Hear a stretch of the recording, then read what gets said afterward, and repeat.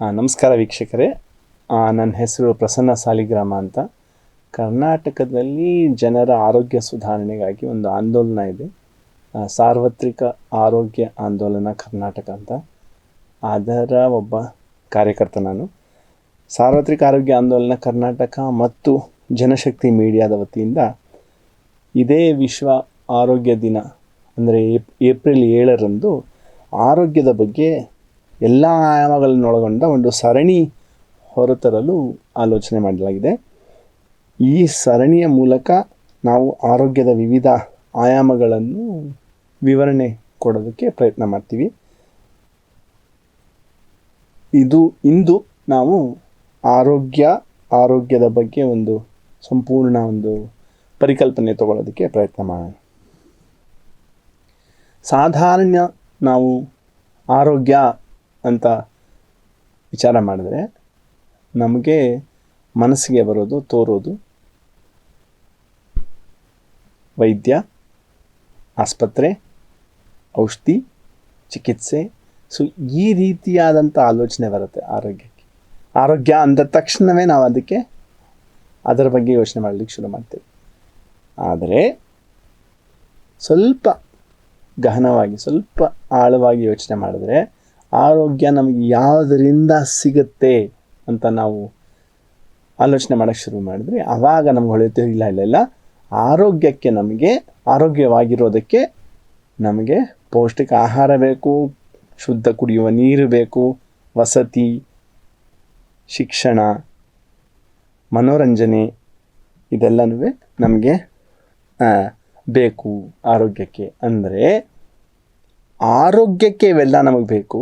ಅನಾರೋಗ್ಯ ಬಂದಾಗ ನಮಗೆ ವೈದ್ಯ, ಆಸ್ಪತ್ರೆ, ಚಿಕಿತ್ಸೆ ಈ ಥರ ಬೇಕಾಗುತ್ತೆ. ಅಂದರೆ ಆರೋಗ್ಯದ ಪರಿಕಲ್ಪನೆಯಲ್ಲಿ ನಾವು ಯಾವಾಗಲೂ ಆಸ್ಪತ್ರೆ, ಚಿಕಿತ್ಸೆಗೆ ಜಾರದ ಹಾಗೆ ನಮ್ಮನ್ನು ನಾವು ನೋಡಬೇಕಾಗತ್ತೆ. ವಿಶ್ವ ಆರೋಗ್ಯ ಸಂಸ್ಥೆ ಆರೋಗ್ಯಕ್ಕೆ 1948ರಲ್ಲಿ ಒಂದು ಡೆಫಿನೇಷನ್, ಒಂದು ಪರಿಭಾಷೆ ಕೊಡ್ತು. ಅದರಲ್ಲಿ ಹೇಳಿದ್ದು ಅಂದರೆ ಆರೋಗ್ಯ ಅಂದರೆ ಸಾಮಾಜಿಕ, ಆರ್ಥಿಕ, ಆಮೇಲೆ ಶಾರೀರಿಕ, ಮಾನಸಿಕ ಮತ್ತು 1974ರಲ್ಲಿ ಒಟಾವಾ ಡಿಕ್ಲರೇಷನಲ್ಲಿ ಆ ಸಮಯದಲ್ಲಿ ಅದು ಹೇಳಿದ್ದು, ಅದಕ್ಕೆ ಇನ್ನೊಂದು ಸೇರಿಸ್ತು, ಏನು ಆಧ್ಯಾತ್ಮಿಕ. ಸೊ ಹಾಗಾಗಿ ಆರೋಗ್ಯದ ಒಂದು ಪರಿಭಾಷೆ, ಒಂದು ಸಂಪೂರ್ಣವಾದ ಒಂದು ಪರಿಕಲ್ಪನೆ. ಕೇವಲ ಅದಕ್ಕೆ ಇನ್ನೊಂದು ಸೇರಿಸ್ತದೆ, ಕೇವಲ ರೋಗವಿಲ್ಲದಿರುವುದು ಆರೋಗ್ಯ ಅಲ್ಲ. ಆರೋಗ್ಯ ಅನ್ನೋದು ಒಂದು ಸೌಖ್ಯ, ವೆಲ್ ಬೀಯಿಂಗ್ ಅಂತ ಒಂದು ಇಂಗ್ಲೀಷ್ನಲ್ಲಿ ಪದ ಇದೆ. ಸೌಖ್ಯ, ಕ್ಷೇಮ, ಕುಶಲ ಇದನ್ನೆಲ್ಲ ಯೋಚನೆ ಮಾಡಿದಾಗ ಆರೋಗ್ಯ ಅನ್ನೋದು ಅದಕ್ಕೆ ಸಂಬಂಧಪಟ್ಟಿದ್ದು, ಕೇವಲ ರೋಗ ಇಲ್ಲದೆ ಇರೋದಲ್ಲ ಅನ್ನೋದು ಬಹಳ ಮುಖ್ಯವಾದ ಒಂದು ವಿಷಯ. ಸರಿ, ಆರೋಗ್ಯ ಅನ್ನೋದು ಇಷ್ಟು ವಿಶಾಲವಾಗಿ ವಿಸ್ತೃತವಾಗಿದ್ದಾಗ ಅದನ್ನು ಹೇಗೆ ನಾವು ನೋಡಬೇಕಾಗತ್ತೆ ಅನ್ನೋದು ಒಂದು ಮುಖ್ಯವಾದ ವಿಷಯ ಆಗುತ್ತೆ. ಯಾವುದೇ ಒಂದು ಸಮಾಜ, ರಾಷ್ಟ್ರ, ಸಮುದಾಯ ಯಾವುದೇ ಆಗಲಿ, ಯಾವುದೇ ಸ್ತರದಲ್ಲಿ ಆರೋಗ್ಯ ಅನ್ನೋದು ಒಂದು ಮಾನದಂಡ, ಆರೋಗ್ಯವಾಗಿದೆ ಆ ಸಮಾಜ ಅಂತ ನೋಡಬೇಕು ಅಂದಾಗ ನಮಗೆ ಪ್ರಪಂಚದಾದ್ಯಂತ 3 ಸೂಚ್ಯಂಕಗಳನ್ನು ಕೊಟ್ಟಿದ್ದಾರೆ. ವರ್ಷಾನುವರ್ಷಗಳ ಅಧ್ಯಯನದ ಪ್ರಕಾರ ಈ 3 ಸೂಚ್ಯಂಕಗಳು ಒಂದು ಸಮಾಜ ಎಷ್ಟು ಆರೋಗ್ಯವಂತವಾಗಿದೆ ಅಂತ ಸೂಚಿಸುವಂತಹ ಸೂಚ್ಯಂಕಗಳು. ಅದರಲ್ಲಿ ಮೊದಲನೇದು, ಒಂದು ಮಗು ಇವತ್ತು ಹುಟ್ಟಿದ್ರೆ ಅದು ಎಷ್ಟು ವರ್ಷಗಳ ಕಾಲ ತಾನು ಬದುಕತ್ತೆ ಮುಂದೆ ಹೋಗ್ತಾ, ಅಂದರೆ ಅದಕ್ಕೆ ಆಯುರ್ಕಾಲ, ಆಯುರ್ನಿರೀಕ್ಷೆ ಅಂತ ಹೇಳ್ತೀವಿ. ಅದು ಒಂದು ಮಾನದಂಡ, ಒಂದು ಸೂಚ್ಯಂಕ. ಎರಡನೇದು ಶಿಶು ಮರಣ ಸಂಖ್ಯೆ, ಶಿಶು ಮರಣ ದರ ಅಂತೀವಿ, ಮರಣ ಸಂಖ್ಯೆ. ಅಂದರೆ ಪ್ರತಿ 1000 ಜೀವಂತ ಮಕ್ಕಳು ಹುಟ್ಟಿದ್ರಲ್ಲಿ ಎಷ್ಟು ಮಕ್ಕಳು ಸಾಯ್ತಾ ಇದ್ದಾರೆ. ಅಂದರೆ ಅದು ಹೆಚ್ಚಿದ್ದಷ್ಟು ಆ ಸಮಾಜ ಅನಾರೋಗ್ಯ ಉಳ್ಳಂಥದ್ದು ಅನ್ನೋದು. ಸೊ ಆಯುರ್ಕಾಲ, ಆಯುರ್ನಿರೀಕ್ಷೆ ಎಷ್ಟು ಹೆಚ್ಚಾಗುತ್ತೋ ಅಷ್ಟು ಆರೋಗ್ಯಕರ ಸಮಾಜ ಅಂತೀವಿ. ಎಲ್ಲಿ ಶಿಶು ಮರಣ ಸಂಖ್ಯೆ, ಶಿಶು ಮರಣ ದರ ಎಲ್ಲಿ ಹೆಚ್ಚಿದೆಯೋ ಅಲ್ಲಿ ಅನಾರೋಗ್ಯ ಹೆಚ್ಚು ಅಂತ ಹೇಳ್ತೀವಿ. ಅದೇ ರೀತಿ ತಾಯಿ ಮರಣ ಅಥವಾ ಮಾತೃ ಮೃತ್ಯು ದರ ಅಂತೀವಿ, ಅಥವಾ ತಾಯಿ ಮರಣ ಸಂಖ್ಯೆ ಪ್ರತಿ 1000 ಜೀವಂತ ಮಕ್ಕಳು ಹುಟ್ಟಿದ್ದಕ್ಕೆ ಎಷ್ಟು ತಾಯಂದ್ರು ಸಾಯ್ತಾ ಇದ್ದಾರೆ ಅನ್ನೋದು ಇನ್ನೊಂದು ಸೂಚ್ಯಂಕ. ಎಷ್ಟು ಹೆಚ್ಚು ಮಾತೃ ಮರಣ ಆಗುತ್ತೋ, ಎಷ್ಟು ಹೆಚ್ಚು ತಾಯಂದಿರ ಮರಣ ಆಗುತ್ತೋ, ಅಷ್ಟು ಅನಾರೋಗ್ಯಕರವಾದ ಒಂದು ಸಮಾಜ ಅನ್ನೋದು ನಮಗೆ ವಿಶ್ವಾದ್ಯಂತ ಬಂದಿರುವಂಥ ಮಾನದಂಡಗಳು, ಸೂಚ್ಯಂಕಗಳು. ಆ ರೀತಿಯಾಗಿ ನೋಡಿದಾಗ ನಾವು ಈ ಯಾವುದೇ ಒಂದು ರಾಷ್ಟ್ರ ಸಮಾಜ ನಾವು ನೋಡಬೇಕು, ಅದು ಆರೋಗ್ಯಕರವಾಗಿದೆಯಾ ಅಂತ ನೋಡಬೇಕು ಅಂದಾಗ ಈ 3 ವಿಷಯಗಳಲ್ಲಿ ನಾವು ಸಾಧಾರಣ ಹೆಚ್ಚು ಒತ್ತು ಕೊಟ್ಟು ನೋಡ್ತೀವಿ. ಇನ್ನೂ ಸುಮಾರಿವೆ, crude death rate, birth rate ಎಲ್ಲ ಇದೆ, ಬಟ್ ಮುಖ್ಯವಾಗಿ ಇದು 3 ವಿಷಯಗಳನ್ನು ನಾವು ನೋಡುವಂಥದ್ದು. ಸೊ ಹಾಗೆ ನೋಡಿದಾಗ ಯಾರಿಗೆ ಆರೋಗ್ಯ ಸಿಗುತ್ತೆ, ಯಾರು ಆರೋಗ್ಯವಂತರಾಗಿರ್ತಾರೆ, ಯಾವ ಸಮಾಜ ಆರೋಗ್ಯಕರವಾಗಿದೆ, ಅದಕ್ಕೆ ಯಾವುದು ನಿರ್ಧಾರಕಗಳು ಅನ್ನೋದನ್ನು ನಾವು ಸ್ವಲ್ಪ ನೋಡೋದಕ್ಕೆ ಪ್ರಯತ್ನ ಮಾಡೋಣ. ಕೆಲವೊಂದು ಚಾರ್ಟ್ಗಳನ್ನು, ಪಿಕ್ಚರ್ಗಳನ್ನು ತೋರಿಸ್ತೀನಿ, ಅದ್ರ ಮುಖೇನ ಸ್ವಲ್ಪ ಅರ್ಥ ಮಾಡಲಿಕ್ಕೆ ಪ್ರಯತ್ನ ಮಾಡೋಣ. ಮೊದಲನೇ ಚಿತ್ರ ನಾವು ನೋಡ್ತಾ ಇರೋದು ವಿವಿಧ ದೇಶಗಳ ಆಯುರ್ಕಾಲ ಆಯುರ್ನಿರೀಕ್ಷೆಯ ಒಂದು ಚಿತ್ರ, ಗ್ರಾಫ್ ಅಥವಾ ಟೇಬಲ್, ಪಟ್ಟಿ, ಹೇಗೆ ಬೇಕಾದ್ರೂ ಹೇಳ್ಬೋದು. ಇದರಲ್ಲಿ ನಾವು ಸಾಧಾರಣ ನೋಡ್ತಾ ಇದ್ದರೆ, ಮೊದಲನೇ ಸರಿ ನೀವು ನೋಡಿದಾಗ ವಿವಿಧ ದೇಶಗಳು ವಿವಿಧ ಆಯುರ್ಕಾಲ ಆಯುರ್ನಿರೀಕ್ಷೆ ಹೊಂದಿದೆ ಸರಾಸರಿ. ಅಂದರೆ ಭಾರತ 62 ಇದೆ ಆಯುರ್ಕಾಲ ಆಯುರ್ನಿರೀಕ್ಷೆ, ಲೈಫ್ ಎಕ್ಸ್ಪೆಕ್ಟೆನ್ಸಿ ಅಂತೀವಿ ಇಂಗ್ಲೀಷಲ್ಲಿ. ಅದು ಇವಾಗ 67 ಆಗಿದೆ, ಸ್ವಲ್ಪ ಹಳೆ ಡೇಟಾ ಇದು. ಭಾರತ 67ರಲ್ಲಿದೆ ಉದಾಹರಣೆಗೆ. America, United States of America 75ರಲ್ಲಿದೆ, ಜಪಾನ್ 79ರಲ್ಲಿದೆ. ಅಂದರೆ ಆ ದೇಶಕ್ಕೆ ಸಂಬಂಧಪಟ್ಟಂಗೆ ಆಯುರ್ಕಾಲ ಆಯುರ್ನಿರೀಕ್ಷೆ ವ್ಯತ್ಯಾಸ ಇದೆ.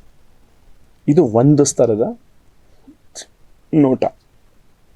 ಎರಡನೇ ಸ್ತರ ನೋಡಿದ್ರೆ, ಅದೇ ದೇಶದಲ್ಲಿ ಒಂದು ಮಗು ಇವತ್ತು ಹುಟ್ಟಿದ್ರೆ ಯಾವ ಜನಾಂಗದಲ್ಲಿ ಅದು ಹುಟ್ಟುತ್ತಾ ಇದೆ, ಯಾವ ಜಾಗದಲ್ಲಿ ಅದು ಹುಟ್ಟುತ್ತಾ ಇದೆ ಅಂತ ನೋಡಿದಾಗ, ಇವಾಗ ಉದಾಹರಣೆಗೆ ಯುನೈಟೆಡ್ ಸ್ಟೇಟ್ಸ್ ನೋಡಿದ್ರೆ, ಯುನೈಟೆಡ್ ಸ್ಟೇಟ್ಸಲ್ಲಿ 3 ಅಂಕಿಗಳನ್ನು ಕೊಟ್ಟಿದ್ದಾರೆ.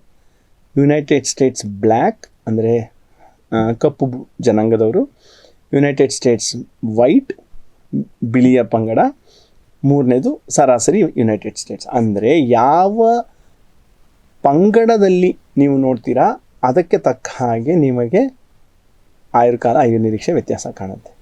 ಅಂದರೆ ಒಂದೇ ದೇಶದಲ್ಲಿ ವ್ಯತ್ಯಾಸಗಳಿವೆ, ಅಂದರೆ ಅಸಮಾನತೆಗಳಿವೆ. ಇದು ಒಂದು ದೇಶದ ಲೆಕ್ಕ ಆಯಿತು. ಯಾವುದು, ನಾವು ಕಪ್ಪು ಜನಾಂಗದ ಒಂದು ಜನಸಂಖ್ಯೆಯನ್ನು ತಗೊಂಡ್ರೆ ಅಲ್ಲಿ 63 ಇದೆ ಅಮೇರಿಕಾದಲ್ಲಿ. ಬಿಳಿ ಜನಾಂಗದವ್ರನ್ನ ತೊಗೊಂಡ್ರೆ ಅವರ ಆಯುರ್ಕಾಲ ಆಯುರ್ನಿರೀಕ್ಷೆ 80 ಇದೆ. ಅಂದರೆ ಒಂದು ಮಗು ಒಂದು ಕಪ್ಪು ಜನಾಂಗದ ತಾಯಿಗೆ ಹುಟ್ಟಿದ್ರೆ ಅದು 17 ವರ್ಷ ಕಮ್ಮಿ ಬಾಳುತ್ತೆ ಯಾರ ತುಲನೆಯಲ್ಲಿ ಒಂದು ಮಗು ಯಾರು ಬಿಳಿ ಜನಾಂಗದ ತಾಯಿಗೆ ಹುಟ್ಟುವಂಥದ್ದು. ಅಂದರೆ ಮಗು ಎಲ್ಲಿ ಹುಟ್ಟುತ್ತೆ ಅನ್ನೋದು ಅದರ ಆಯುರ್ಕಾಲ ಆಯುರ್ನಿರೀಕ್ಷೆನ ನಿರ್ಧಾರ ಮಾಡೋದು. ಅಷ್ಟು ಸಂವೇದನಶೀಲವಾದ, ಅಷ್ಟು ಸೆನ್ಸಿಟಿವ್ ಆದ ಒಂದು ಸೂಚ್ಯಂಕ ಇದು. ದೇಶದಾಯಿತು, ದೇಶದ ಒಳಗಿನ ವ್ಯತ್ಯಾಸ ಆಯಿತು. ಇನ್ನೂ ಒಂದು ಆಶ್ಚರ್ಯ ಅಲ್ಲ, ಇನ್ನೊಂದು ಮುಖ್ಯವಾದ ವ್ಯತ್ಯಾಸ ಏನು ಅಂದರೆ, ಮೊದಲನೇ ಸಾಲು ಕಡೆ ಸಾಲು ನೋಡಿದರೆ, ಮೊದಲನೇ ಸಾಲಲ್ಲಿ ಏನಿದೆ ನಮಗೆ, ದೇಶ ಯುನೈಟೆಡ್ ಕಿಂಗ್ಡಮ್ ಸ್ಕಾಟ್ಲೆಂಡ್ ಇದೆ, ನಗರ ಗ್ಲಾಸ್ಗೋ ಇದೆ. ಅಲ್ಲಿ ಆಯುರ್ಕಾಲ ಆಯುರ್ನಿರೀಕ್ಷೆ ಒಂದು ಮಗುವುದು 54 ಇದೆ. ಕಡೆ ಸಾಲು ನೋಡಿದ್ರೂ ಸಹ ಯುನೈಟೆಡ್ ಕಿಂಗ್ಡಮ್ ದೇಶ ಅಂದರೆ ಇಂಗ್ಲೆಂಡಲ್ಲ, ನಾವು ಅಂದ್ಕೊಂಡಾಗ ಬ್ರಿಟಿಷರು, ಸ್ಕಾಟ್ಲೆಂಡ್, ಯುನೈಟೆಡ್ ಕಿಂಗ್ಡಮ್ ಸ್ಕಾಟ್ಲೆಂಡ್, ಅದೇ ಗ್ಲಾಸ್ಗೋ ನಗರ. ಆದರೆ ಒಂದು ಮಗುವಿನ ಆಯುರ್ಕಾಲ ಆಯುರ್ನಿರೀಕ್ಷೆ 82ರಲ್ಲಿದೆ. ಏನು ವ್ಯತ್ಯಾಸ ಇದು ಎರಡು ಅದೇ ನಗರದಲ್ಲಿ ಇಷ್ಟೊತ್ತು ನಾವು ವಿವಿಧ ದೇಶಗಳ ಮಧ್ಯೆ ನೋಡಿದ್ವಿ, ಒಂದೇ ದೇಶದೊಳಗೆ ನೋಡಿದ್ವಿ, ಆದರೆ ಇಲ್ಲಿ ಒಂದೇ ನಗರದಲ್ಲಿ ವ್ಯತ್ಯಾಸ ಇದೆ. ಒಂದು ಕಾಲ್ಟನ್ ಅನ್ನೋ ಒಂದು ಜಾಗ ಏರಿಯಾ, ಇನ್ನೊಂದು ಲೆನ್ಸಿ ಅನ್ನೋ ಏರಿಯಾ. ಯಾವ ಮಗು ಕಾಲ್ಟನಲ್ಲಿ ಹುಟ್ಟುತ್ತೆ ಅದು 54 ವರ್ಷ ಬದುಕುಳಿಯೋದು. ಯಾವುದೊಂದು ಲೆನ್ಸಿಲಿ ಹುಟ್ಟುತ್ತೆ ಅದು 82 ವರ್ಷ ಬದುಕುತ್ತೆ. ಅಂದರೆ ಆ ಮಗು ಎಲ್ಲಿ ಹುಟ್ಟುತ್ತೋ ಅದು ಎಷ್ಟು ಕಾಲ ಬದುಕುಳಿಯುತ್ತೆ ಅನ್ನೋದನ್ನು ತೋರಿಸುತ್ತೆ.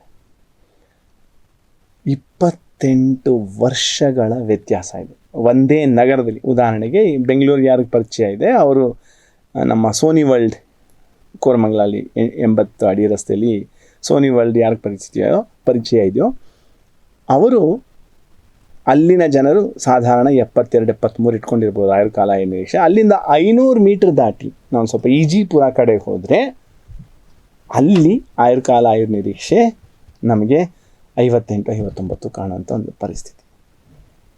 ಅಂದರೆ ಒಂದು ಮಗು ಎಲ್ಲಿ ಹುಟ್ಟುತ್ತೋ ಅದೇ ಒಂದು ನಿರ್ಣಾಯಕವಾದ ಒಂದು ವಿಷಯ ಹೋಗುತ್ತೆ. ಆ ಮಗು ಕಾಲ್ಟನ್ನಲ್ಲಿ ಹುಟ್ಟಿದ್ದು ಆ ಮಗುವಿನ ದುರ್ದಶೆಯೇ, ಮಗುವಿನ ಕರ್ಮವೇ, ಕರ್ಮ ಅಂತ ಹೇಳ್ತೀವಲ್ಲ, ಇಲ್ಲ ಯಾರ ಸಮಸ್ಯೆ, ಯಾರ ತಪ್ಪು, ಆ ತಾಯಿಯ ಸಮಸ್ಯೆಯೇ, ಆ ಜನಾಂಗದ ಸಮಸ್ಯೆಯೇ, ಆ ಏರಿಯಾದ ಸಮಸ್ಯೆನ, ಅಥವಾ ಇನ್ನೂ ದೊಡ್ಡದಾಗಿ ಯಾವುದಾದ್ರೂ ಯೋಚನೆ ಮಾಡಬೇಕಾ ಅನ್ನೋದನ್ನ ನಾವು ನೋಡೋಣ. ಸೊ ಇದು ಆಯುರ್ಕಾಲ ನಿರೀಕ್ಷೆ ಬಗ್ಗೆ. ಅಂದರೆ ಯಾವ ಮಗು ಎಲ್ಲಿ ಹುಟ್ಟುತ್ತೆ ಅನ್ನೋದಾಗಲೇ ಅದು ಡಿಸೈಡ್ ಮಾಡುತ್ತೆ ಎಷ್ಟು ವರ್ಷ ಅದು ಬದುಕತ್ತೆ ಅಂತ. ಮುಂದೆ ಹೋಗ್ತಾ ಹೋಗ್ತಾ ನಾವು ನೋಡಿದ್ರೆ ಇದು ಶಿಶು ಮರಣ ಸಂಖ್ಯೆ. ಶಿಶು ಮರಣ ಸಂಖ್ಯೆ ಇಲ್ಲಿ 5 ದೇಶದ ಕೊಟ್ಟಿದ್ದಾರೆ: ಉಗಾಂಡ, ಇಂಡಿಯಾ, ತುರ್ಕ್ಮೆನಿಸ್ತಾನ್, ಪೇರು, ಮೊರೊಕ್ಕೊ. ಪ್ರಮಾಣದಲ್ಲಿ ವ್ಯತ್ಯಾಸ ಇದೆ, ಆದರೆ ನೀವು ಲಕ್ಷಣಗಳನ್ನು ನೋಡಿದ್ರೆ ಎಲ್ಲ ದೇಶದಲ್ಲೂ ಎಲ್ಲಿ ಕಡು ಬಡವರಿದ್ದಾರೋ ಅಲ್ಲಿ ಶಿಶು ಮೃತ್ಯು ದರ ಹೆಚ್ಚಿದೆ. ಅದು ಪ್ರಮಾಣ ವ್ಯತ್ಯಾಸ ಇದೆ. ಉಗಾಂಡಾಗೂ ಇಂಡಿಯಾಗೂ ವ್ಯತ್ಯಾಸ ಇದೆ, ಇಂಡಿಯಾಗೂ ಮೊರೊಕ್ಕೋಗೂ ವ್ಯತ್ಯಾಸ ಇದೆ. ಆದರೆ ಎಲ್ಲಿ ಕಡು ಬಡವರಿದ್ದಾರೋ ಅಲ್ಲಿ ಶಿಶು ಮರಣ ಸಂಖ್ಯೆ ಹೆಚ್ಚಿದೆ. ಕ್ರಮೇಣ ಅದು ಕಮ್ಮಿ ಆಗ್ತಾ ಹೋಗುತ್ತೆ. ಎಲ್ಲಿ ನಾವು ವರ್ಗದ ಬದಲಾವಣೆ ಆಗ್ತಾ ಇದ್ದಂಗೆ ಶಿಶು ಮರಣ ಸಂಖ್ಯೆ ಕಮ್ಮಿ ಆಗ್ತಾ ಹೋಗುತ್ತೆ. ಅಂದರೆ ಕೆಳಮಟ್ಟದಿಂದ ಮೇಲ್ಮಟ್ಟಕ್ಕೆ ಹೋಗ್ತಾ ಇದ್ದರೆ, ಅತಿ ಶ್ರೀಮಂತರಿಗೆ ಹತ್ರ ಹೋದರೆ ನಾವು ಕಾಣ್ಬೋದು ಅತ್ಯಂತ ಕಡಿಮೆ ಶಿಶು ಮೃತ್ಯು ದರ ಇದೆ. ಅಂದರೆ ಆ ಮಗು ಎಲ್ಲಿ ಯಾವ ಸ್ತರದ, ಯಾವ ವರ್ಗದ ಕುಟುಂಬದಲ್ಲಿ ಹುಟ್ಟುತ್ತೋ ಅದು ನಿರ್ಧಾರ ಮಾಡುತ್ತೆ ಅದು ಬದುಕುತ್ತಾ ಬದುಕಲ್ವಾ ಅನ್ನೋದು. ಗೊತ್ತಾಗ್ತಿದೆಯಲ್ಲ? ಅಂದರೆ ಬಡತನ, ಕಡು ಬಡತನ ಎಲ್ಲಿದೆ ಅಲ್ಲಿ ಶಿಶು ಮೃತ್ಯು ದರ ಹೆಚ್ಚಿದೆ. ಅದನ್ನೇ ಮುಂದಕ್ಕೆ ಇನ್ನೊಂದು ಸ್ತರದಲ್ಲಿ ನಾವು ವಿಶ್ಲೇಷಣೆ ಮಾಡೋಕ್ಕೆ ಹೋದರೆ, ಇದು ಬ್ರೆಜಿಲ್ನ ಒಂದು ಅಂಕಿ ಸಂಖ್ಯೆ ಅಥವಾ ಬ್ರೆಜಿಲ್ನ ಡೇಟಾ. ಇದರಲ್ಲಿ 2 ಲಕ್ಷಣಗಳು ಕೊಟ್ಟಿದ್ದಾರೆ, 2 ವೇರಿಯೇಬಲ್ ಅಂತೀವಿ. ಒಂದು, ತಾಯಿ ಯಾವ ಪಂಗಡ, ಯಾವ ಬುಡಕಟ್ಟು, ಯಾವ ಜನಾಂಗಕ್ಕೆ ಸೇರಿದ್ದಂಥದ್ದು, ಹಾಗೂ ತಾಯಿಯ ಶಿಕ್ಷಣದ ಸ್ತರ. ಇದು 2ಕ್ಕೂ ತುಲನಾತ್ಮಕವಾಗಿ ಶಿಶು ಮರಣ ಹೇಗಿದೆ ಅಂತ ತೋರಿಸ್ತಾ ಇದೆ. ಇವಾಗ ಉದಾಹರಣೆಗೆ ನೋಡಿದ್ರೆ, ಎಲ್ಲಿ ತಾಯಿಯ ಶಿಕ್ಷಣ ಸ್ತರ ಕಮ್ಮಿ ಇದೆಯೋ ಅಲ್ಲಿ ಶಿಶು ಮೃತ್ಯು ದರ ಹೆಚ್ಚಿದೆ. ಅದರಲ್ಲೂ ಯಾವ ತಾಯಿ ಅಶಿಕ್ಷಿತಳು, ಯಾವ ತಾಯಿ ಅಶಿಕ್ಷಿತ ಕಪ್ಪು ಜನಾಂಗದ ಒಂದು ತಾಯಿ ಆದರೆ ಅಲ್ಲಿ ಶಿಶು ಮೃತ್ಯು ದರ ಇನ್ನೂ ಹೆಚ್ಚು. ಅಂದರೆ ಎಷ್ಟು ಸೆನ್ಸಿಟಿವ್, ಎಷ್ಟು ಸಂವೇದನಶೀಲವಾದ ಒಂದು ವಿಷಯ ಅನ್ನೋದು ಬಹಳ ಮುಖ್ಯ. ಏನು, ಯಾವ ಪಂಗಡ, ನಮಗಿಲ್ಲಿ ನಾವು ಜಾತಿ ಅಂತ ನೋಡ್ತೀವಿ, ಅಲ್ಲಿ ಪಂಗಡಗಳು ಅಥವಾ ಬುಡಕಟ್ಟನ್ನು ನೋಡ್ತಾರೆ. ಸೊ ಎಲ್ಲಿ ಯಾವ ತಾಯಿಯ ಶಿಕ್ಷಣ ಸ್ತರ ಕಮ್ಮಿ ಇದೆ ಅಲ್ಲಿ ಶಿಶು ಮೃತ್ಯು ಹೆಚ್ಚಿದೆ. ಅದಕ್ಕೂ ಮೀರಿ ಯಾವ ತಾಯಿ ಅಶಿಕ್ಷಿತಳು, ಯಾವ ತಾಯಿ ಕಪ್ಪು ಜನಾಂಗದ ಅಥವಾ ಜಾತಿ ಬಣ್ಣದ ಒಂದು ಸಮುದಾಯಕ್ಕೆ ಇರ್ತಾಳೋ ಅಲ್ಲಿ ಶಿಶು ಮರಣ ಸಂಖ್ಯೆ ಹೆಚ್ಚಿದೆ. ಅಂದರೆ ತಿರುಗಿ ತಾಯಿಯ ಶಿಕ್ಷಣ ಸ್ತರ, ತಾಯಿಯ ಪಂಗಡ, ಆ ಮಗು ಹುಟ್ಟುವ ಆ ವಾತಾವರಣ ನಿರ್ಧಾರ ಮಾಡುತ್ತೆ ಆ ಮಗು ಎಷ್ಟು ಅದು ಬದುಕುತ್ತಾ ಬದುಕಲ್ವಾ, ಮರಣ ಹೊಂದುತ್ತಾ ಹೇಗೆ ಅಂತ. ಇದೆಲ್ಲ ಹೊರಗಿನದ್ದಾಯಿತು. ನಮ್ಮ ಭಾರತಕ್ಕೆ ಬರೋಣ. ಭಾರತದಲ್ಲಿ ಪ್ರತಿ 5-6 ವರ್ಷಕ್ಕೊಮ್ಮೆ ನ್ಯಾಷನಲ್ ಫ್ಯಾಮಿಲಿ ಹೆಲ್ತ್ ಸರ್ವೆ ಅಂತ ಮಾಡುತ್ತೆ. ಅದು ಆರೋಗ್ಯ ಮತ್ತು ಕುಟುಂಬ ಕಲ್ಯಾಣ ಇಲಾಖೆಯಿಂದ ನಡೆಸುವಂಥ ಒಂದು ಸರ್ವೇಕ್ಷಣ ಅಥವಾ ಸಮೀಕ್ಷೆ. ಆ ಸಮೀಕ್ಷೆಯಲ್ಲಿ ನಾವು ನೋಡಿದ್ರೆ ಇದೊಂದು ತಿರುಗಿ ಮತ್ತು ಶಿಶು ಮೃತ್ಯು ದರದ ಒಂದು ಟೇಬಲ್ಲು. ಆ ಶಿಶು ಮೃತ್ಯು ದರದಲ್ಲಿ 5 ವಿವಿಧ ಪಂಗಡಗಳಿವೆ. ಅಂದರೆ ವಿವಿಧ ರೀತಿಯಾದಂಥ ಶಿಶು ಮೃತ್ಯು ದರ ಹೇಳ್ತೀವಿ. ನಿಯೋನೆಟಲ್ ಮಾರ್ಟಾಲಿಟಿ ಅಂದರೆ ನವಜಾತ ಶಿಶುವಿನ ನಂತರದ್ದು ಶಿಶು ಮರಣ, 5 ವರ್ಷದ ಕೆಳಗಿನ ಮರಣ, ಈ ಥರ ವಿವಿಧ ವಿಭಜನೆಗಳಿವೆ. ಯಾವುದಾದ್ರೂ ಒಂದು ಕಾಲಮ್ ತೊಗೊಳ್ಳೋಣ. ಈಗ ಒಂದು ಕಾಲಮ್ ತೊಗೊಂಡಾಗ ಇವಾಗ ನಾವು ಬ್ಯಾಕ್ಗ್ರೌಂಡ್ ಕ್ಯಾರೆಕ್ಟರಿಸ್ಟಿಕ್ ಅಂತ ನೋಡ್ತೇವೆ. ಅಂದರೆ ಹಿನ್ನೆಲೆ ಏನು? ಹಿನ್ನೆಲೆ ಯಾರ್ದು? ಹಿನ್ನೆಲೆ ತಾಯಿಯ ಹಿನ್ನೆಲೆ. ತಾಯಿಯ ಹಿನ್ನೆಲೆ ಪ್ರಕಾರ ಶಿಶು ಮೃತ್ಯು ದರದ ಒಂದು ಡೇಟಾ. ಇಲ್ಲಿ ತಿರುಗಿ ನೋಡಿದ್ರೆ ಯಾವ ತಾಯಿಗೆ ಶಿಕ್ಷಣ ಇಲ್ಲವೋ ಅಲ್ಲಿ ಶಿಶು ಮರಣ ಸಂಖ್ಯೆ ಹೆಚ್ಚಿದೆ. ಯಾವ ತಾಯಿ 12 ವರ್ಷಕ್ಕಿಂತ ಮೇಲ್ಪಟ್ಟು ಶಿಕ್ಷಿತಳೋ, ಅಂದರೆ 12ನೇ ಕ್ಲಾಸ್ ದಾಟಿರ್ಬೋದು, ಅಲ್ಲಿ ಶಿಶು ಮೃತ್ಯು ದರ ಕಮ್ಮಿ ಇದೆ. ಇದು 2ರ ಅನುಪಾತ ಎಷ್ಟಿದೆ ಅಂದರೆ 2ರಷ್ಟಿದೆ. ಮೊದಲನೇ ಕಾಲಮ್ ನೋಡಿದ್ರೆ ಉದಾಹರಣೆಗೆ ನವಜಾತ ಶಿಶುವಿನ ಮರಣ, ಅಲ್ಲಿ ಅಶಿಕ್ಷಿತ ತಾಯಿಗೆ ಹುಟ್ಟಿದ ಮಕ್ಕಳ ಶಿಶು ಮರಣ ಸಂಖ್ಯೆ 28.2 ಇದ್ದರೆ 12 ವರ್ಷಕ್ಕೆ ಮೇಲ್ಪಟ್ಟು ಶಿಕ್ಷಣ ಪಡೆದಿರೋಂಥ ಮಹಿಳೆಯರಲ್ಲಿ ಶಿಶು ಮರಣ ಸಂಖ್ಯೆ 14.4 ಇದೆ. ಅಂದರೆ ಅಶಿಕ್ಷಿತ ತಾಯಿಗೆ ಹುಟ್ಟುವ ಮಕ್ಕಳು 2 ಪಟ್ಟು ಹೆಚ್ಚು ಸಾವನ್ನು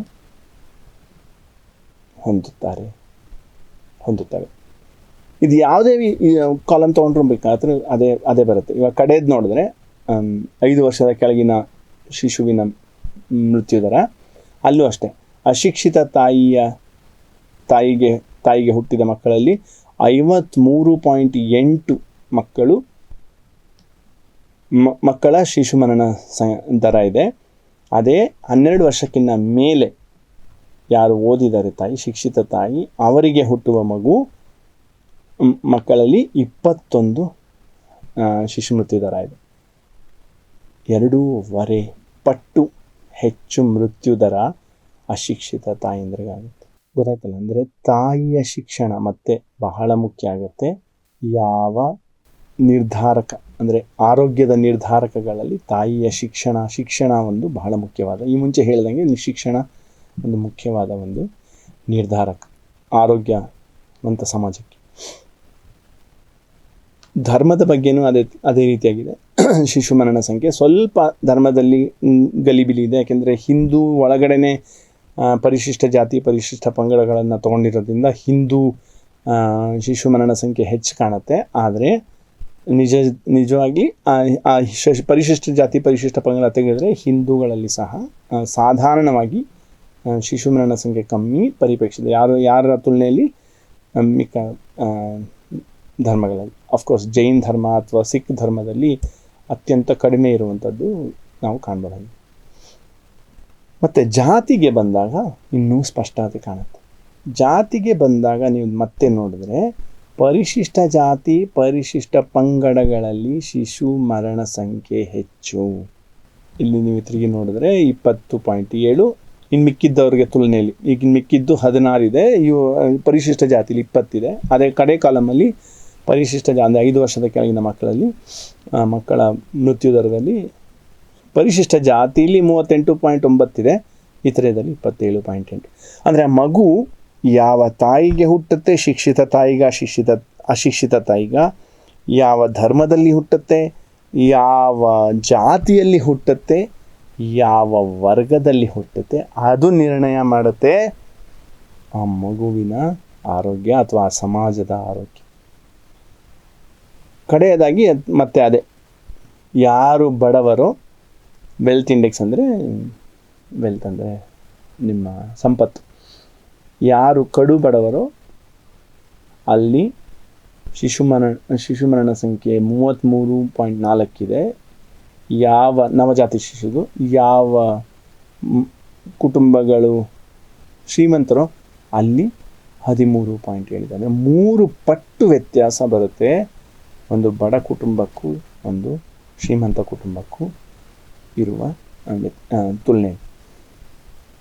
ಅರ್ಥ ಆಗ್ತಿದೆ? ಅಂದರೆ ನಾನು ಎಷ್ಟು ಆರೋಗ್ಯವಂತನಾಗಬಲ್ಲೆ ಅನ್ನೋದನ್ನು ಯಾರ್ಯಾರು ನಿರ್ಧಾರ ಮಾಡುತ್ತೆ? ಶಿಕ್ಷಣ, ಆದಾಯ ಅಂದರೆ ವೆಲ್ತ್ ಅಂದರೆ ನಾವು ಯಾವ ವರ್ಗಕ್ಕೆ ಸೇರ್ತೀವಿ, ಯಾವ ಜಾತಿ, ಈ ರೀತಿಯಾಗಿ ವಿವಿಧ ಆಯಾಮಗಳ ಮೇಲೆ ನಮ್ಮ ಆರೋಗ್ಯ ನಿರ್ಭರವಾಗಿರುತ್ತೆ. ಇದಕ್ಕೆ ನಾವು ಹೇಳೋದು ಸಾಮಾಜಿಕ ನಿರ್ಧಾರಕಗಳು. ಆರೋಗ್ಯದ ಸಾಮಾಜಿಕ ನಿರ್ಧಾರಕಗಳು ಯಾವುವು? ಪೌಷ್ಟಿಕ ಆಹಾರ. ಉದಾಹರಣೆಗೆ ಪೌಷ್ಟಿಕ ಆಹಾರ ಅಂದರೆ ಆದಾಯನೂ ಅದಕ್ಕೆ ಸೇರಿಸ್ಬೋದು. ಯಾಕೆಂದರೆ ಆದಾಯ ಇದ್ದರೆ ಆಹಾರ ಸಿಗುತ್ತೆ.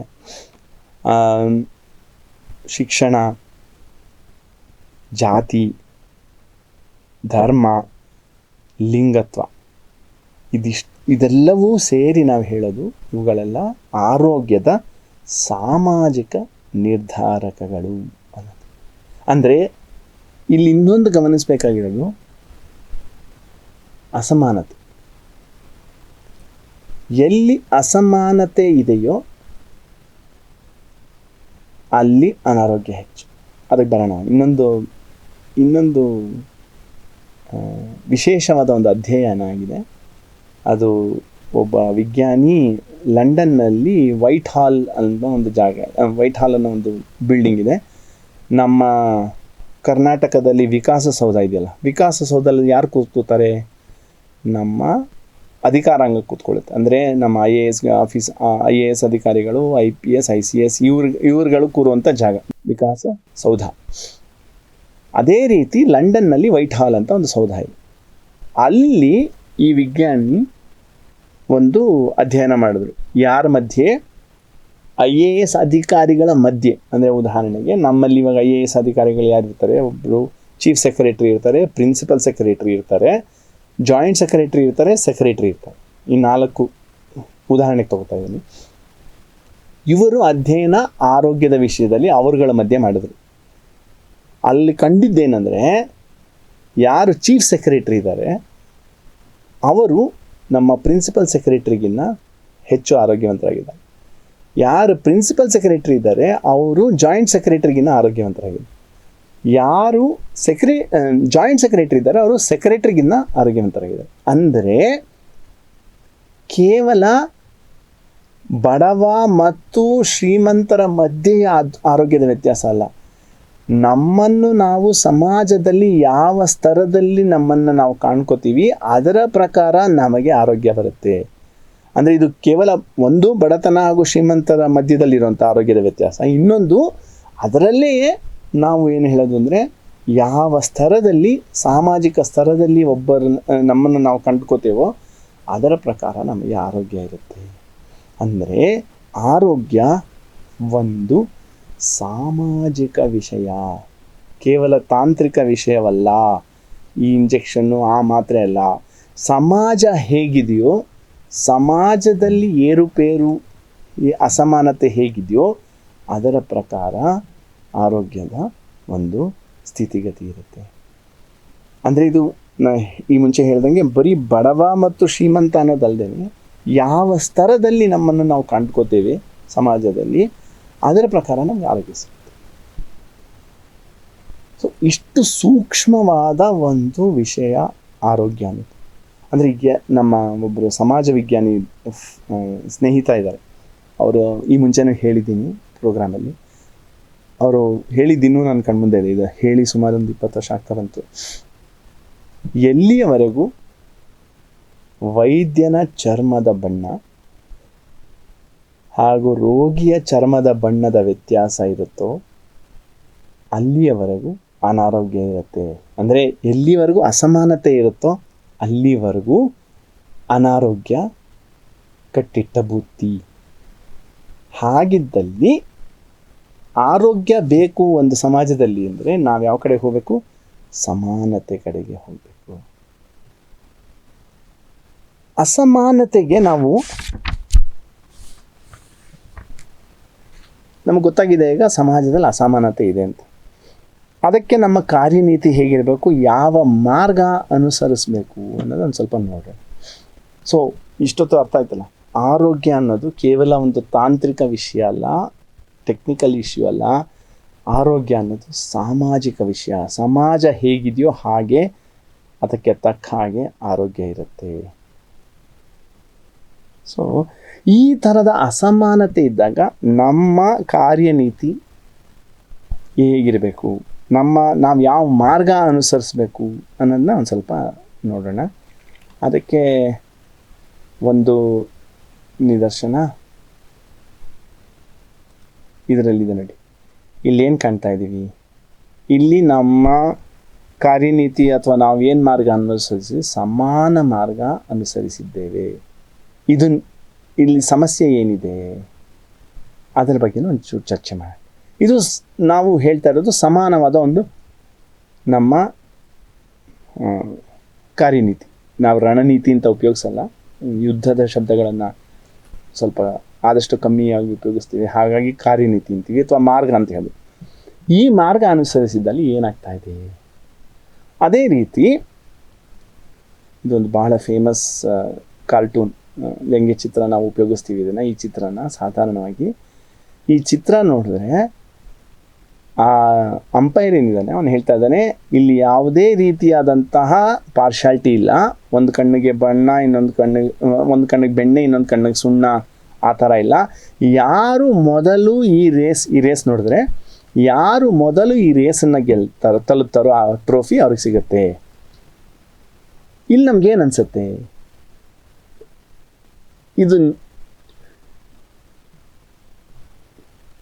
ಇದು ನೋಡಿದಾಗ ನಮಗೆ ಇದು ನ್ಯಾಯವಲ್ಲ ಅನ್ಸುತ್ತೆ. ಯಾರೇ ಆಗಲಿ ಇದು ನ್ಯಾಯಯುತ ಒಂದು ರೇಸ್ ಅಲ್ಲ ಅಂತ ನಮಗೆ ಕರೆಕ್ಟಾಗಿ ಗೊತ್ತಾಗುತ್ತೆ. ಅದೇ ರೀತಿ ಈ ಒಂದು ಚಿತ್ರ ನೋಡಿದ್ರೆ ಇಲ್ಲೂ ಅಷ್ಟೇ, ಯಾರು ಎತ್ತರ ಇದ್ದಾನೋ ಇಲ್ಲಿ ಸಮಾನವಾದ ಒಂದು ವ್ಯವಹಾರ. ಇಲ್ಲಿ ಏನು, ಎಲ್ಲರಿಗೂ ಒಂದೇ ಹೈಟಿನ ಒಂದು ಸ್ಟೂಲ್ ಕೊಟ್ಟಿದೆ. ಆ ಒಂದೇ ಹೈಟಿನ ಸ್ಟೂಲ್ ಕೊಟ್ಟಾಗ ಏನಾಗಿದೆ, ಯಾರು ಎತ್ತರ ಆಯ್ತಾನೋ ಅವ್ನು ನೋಡ್ಲಿಕ್ಕಾಗಿದೆ ಮ್ಯಾಚು. ಇನ್ನಿಬ್ಬರು ಕಡೆಯವನಿಗೆ ನೋಡೋದಕ್ಕೆ ಸಾಧ್ಯ ಆಗ್ತಾ ಇಲ್ಲ. ಇದು ನ್ಯಾಯಯುತವೇ? ಇದು ಅನ್ಯಾಯ ಅಂತ ನಮಗೆ ಇಮ್ಮಿಡಿಯೇಟಾಗಿ ತಕ್ಷಣವೇ ನಮ್ಗೆ ಅನಿಸುತ್ತೆ. ಈ ರೇಸು ಅನ್ಯಾಯ ಅನಿಸುತ್ತೆ, ಆಮೇಲೆ ಈ ಫುಟ್ಬಾಲ್ ಮ್ಯಾಚ್ ನೋಡ್ತಾ ಇರೋ ಇದು ವಿಷಯನೂ ಅನ್ಯಾಯ ಅನಿಸುತ್ತೆ. ಹಾಗಾದ್ರೆ ನಾವು ಏನು ಮಾಡಬೇಕು?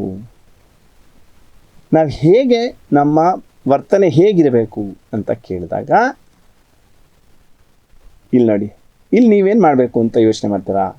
ಇವಾಗ ನಿಮಗೆ ಯಾರಿಗಾದರೂ ಸೊಲ್ಯೂಷನ್ ಕೇಳಿದ್ರೆ ನೀವು ಹೇಳ್ತೀರಾ, ಆ ವಯೋವೃದ್ಧರು ಯಾರಿದ್ದಾರೆ, ವಿಕಲಾಂಗರು, ಅವರಿಗೆ 5 ಹೆಜ್ಜೆ ಹಾಕೋಕ್ಕೆ ಹೇಳ್ತೀವಿ. ಉದಾಹರಣೆಗೆ ಹೇಳ್ತಾ ಇದ್ದೀವಿ, ಕಾರ್ನವ್ರಿಗೆ 50 ಕಿಲೋಮೀಟ್ರ್ ಹೋಗಿ ಕೇಳ್ಬೋದು. ಬೈಕಲ್ಲಿ ಸ್ಕೂಟ್ರಲ್ಲಿ ಕೂತಿರೋರಿಗೆ ನಾವು 10 ಕಿಲೋಮೀಟ್ರ್ ಹೋಗು ಅಂತ. ಅಂದರೆ ವ್ಯತ್ಯಾಸ, ಅಂದರೆ ಅಸಮಾನವಾಗಿ ನಾವು ಅಸಮಾನವಾದ ಒಂದು ಮಾರ್ಗ ತಗೋತಾ ಇದ್ವಿ. ನಾವು ಇಂಪಾರ್ಷಿಯಲ್ ಆಗೋಕ್ಕೆ ಸಾಧ್ಯ ಇಲ್ಲ, ಪಾರ್ಶಾಲಿಟಿ ಮಾಡಬೇಕಾಗತ್ತೆ. ಇದನ್ನು ನ್ಯಾಯದ ಕಡೆ ತೊಗೊಂಡು ಹೋಗೋಕ್ಕೆ ಅಂದರೆ ನಮ್ಮ ಅಸಮಾನ ಪರಿಸ್ಥಿತಿಯಲ್ಲಿ ಇದು ಅಸಮಾನತೆ ಇದೆ. ಇದು ಮುಂಚೆ ತೋರಿಸ್ದಂಗೆ ಸಮಾಜದಲ್ಲೂ ಅಸಮಾನತೆ ಇದೆ. ಅಸಮಾನ ಪರಿಸ್ಥಿತಿಗಳಲ್ಲಿ ಅಸಮಾನವಾದ ಕಾರ್ಯನೀತಿ ಅಂದರೆ ವ್ಯವಹಾರ ಒಳಗೊಂಡು ನಾವು ಸಮಾನತೆ ಅಂದರೆ ನ್ಯಾಯದ ಕಡೆಗೆ ಹೋಗಬೇಕು. ಅರ್ಥ ಆಗ್ತಿದೆಯಲ್ಲ? ಅಸಮಾನ ಪರಿಸ್ಥಿತಿಗಳಲ್ಲಿ ಸಮಾಜದಲ್ಲಿ ಅಸಮಾನತೆ ಇದೆ. ಅಂತಹ ಪರಿಸ್ಥಿತಿಯಲ್ಲಿ ಅಸಮಾನವಾದ ಒಂದು ಕಾರ್ಯನೀತಿ ಮಾಡಿ ನ್ಯಾಯದ ಕಡೆಗೆ ಹೋಗಬೇಕು. ಯಾಕೆಂದರೆ ಇದು ಅನ್ಯಾಯ ಅಂತ ನಮಗೆ ಇಮಿಡಿಯೇಟಾಗಿ ಗೊತ್ತಾಗುತ್ತೆ. ಸೊ ಒಂದು ವಿವರಣೆ ಹೇಗೆ ಅಂದರೆ, ಇದನ್ನು ಈ ಫುಟ್ಬಾಲ್ ಮ್ಯಾಚ್ ನೋಡೋದನ್ನೇ ಉದಾಹರಣೆಗೆ, ಫುಟ್ಬಾಲ್ ಅನ್ನೋದು ಬೇರೆ ಯಾವುದೋ ಮ್ಯಾಚು, ಅದರಲ್ಲಿ ಏನು ಮಾಡಿದ್ದೀವಿ ನಾವು, ಉದ್ದ ಇರೋನಿಗೆ ಸ್ಟೂಲೇ ತೆಗೆದುಬಿಟ್ಟಿದ್ದೀವಿ, ಮಧ್ಯದವನು ಹಾಗೆ ಇದ್ದಾನೆ, ಯಾರು ಅತ್ಯಂತ ಕುಳ್ಳಗಿದ್ನೋ ಅವನಿಗೆ 2 ಸ್ಟೂಲ್ ಹಾಕಿದ್ವಿ. ಅಂದರೆ ನಾವು ಅಸಮಾನವಾಗಿ ಇಲ್ಲಿ ಒಂದು ಕಾರ್ಯನೀತಿ ಉಪಯೋಗಿಸಿದ್ವಿ. ಸಮಾನವಾಗಿ ನೋಡಿದ್ದಿದ್ರೆ ನಾವು ತಿರುಗಿ ಮತ್ತೆ ಅದೇ ಅನ್ಯಾಯಕ್ಕೆ ಬರ್ತಾ ಇದ್ವಿ. ಸೊ ಹಾಗಾಗಿ ಅಸಮಾನವಾಗಿ ನಾವು ನೋಡ್ತಾ ಇದ್ದೀವಿ. ಇದಕ್ಕೆ ನಾವು ಸಮತೆ ಅಂತ ಹೇಳ್ತೀವಿ. ಅಂದರೆ ಇವತ್ತಿನ ದಿನ 2 ರೊಟ್ಟಿ ಇದ್ರ ಕೈಯಲ್ಲಿ ಒಬ್ಬ ಹಸ್ಕೊಂಡಿರೋನು ಒಬ್ಬ ಹೊಟ್ಟೆ ತುಂಬಿದವನು ಇದ್ದರೆ ನಾವು ಯಾರಿಗೆ 2 ರೊಟ್ಟಿ ಕೊಡ್ತೀವಿ ಅಥವಾ ಅದನ್ನು ಹೆಂಗೆ ಹಂಚ್ತೀವಿ ಅಂದರೆ, ಉದಾಹರಣೆಗೆ 1.5 ರೊಟ್ಟಿ ಹಸ್ಕೊಂಡಿರೋನು ಕೊಡ್ಬೋದು, ಅರ್ಧ ರೊಟ್ಟಿ ಸುಮಾರಾಗಿ ಹೊಟ್ಟೆ ತುಂಬಿರೋನಿಗೆ ಕೊಡ್ಬೋದು. ಇಬ್ರಿಗೂ ಯಾಕೆ ಒಂದು ಕೊಡಲ್ಲ? ಯಾಕೆಂದರೆ ಅದು ನ್ಯಾಯಯುತವಲ್ಲ, ಅದು ಸಮತೆಯ ದಾರಿ. ಅಂದರೆ ಎಲ್ಲಿ ಅಸಮಾನತೆ ಇದೆ ನಮ್ಮ ವ್ಯವಹಾರ, ನಮ್ಮ ಕಾರ್ಯನೀತಿ ಸಮತೆಯದ್ದಾಗಿರಬೇಕು. ಸೊ ಸಮತೆಗೂ ಆರೋಗ್ಯಕ್ಕೂ ಬಹಳ ನಿಕಟ ಸಂಬಂಧ. ಯಾಕೆಂದರೆ ಅಸಮಾನತೆ ಇದ್ದಲ್ಲಿ ಅನಾರೋಗ್ಯ, ಅಸಮಾನತೆಗೆ ಮದ್ದು ಸಮತೆ, ಹಾಗಾಗಿ ಸಮತೆ ಇದ್ದಲ್ಲಿ ಆರೋಗ್ಯ. ಹಾಗಾಗಿ ಸಮತೆ ನಮಗೆ ಬಹಳ ಮುಖ್ಯವಾದ ಒಂದು ವಿಷಯ. ಆರೋಗ್ಯ. ಸೊ ನಾವು ಇಲ್ಲಿವರೆಗೆ ಏನೇನು ಹೇಳಿದ್ದೀವಿ? ಆರೋಗ್ಯ ಒಂದು ಸಾಮಾಜಿಕ ವಿಷಯ. ಸಮಾಜದಲ್ಲಿ ಅಸಮಾನತೆ ಇದೆ, ಅಸಮಾನತೆ ಇದ್ದಲ್ಲಿ ಅನಾರೋಗ್ಯ ಇದೆ. ಅನಾರೋಗ್ಯ ಹೋಗಬೇಕು ಅಂದರೆ ಅಸಮಾನತೆಯಿಂದ ನ್ಯಾಯದ ಕಡೆಗೆ ಹೋಗಬೇಕು.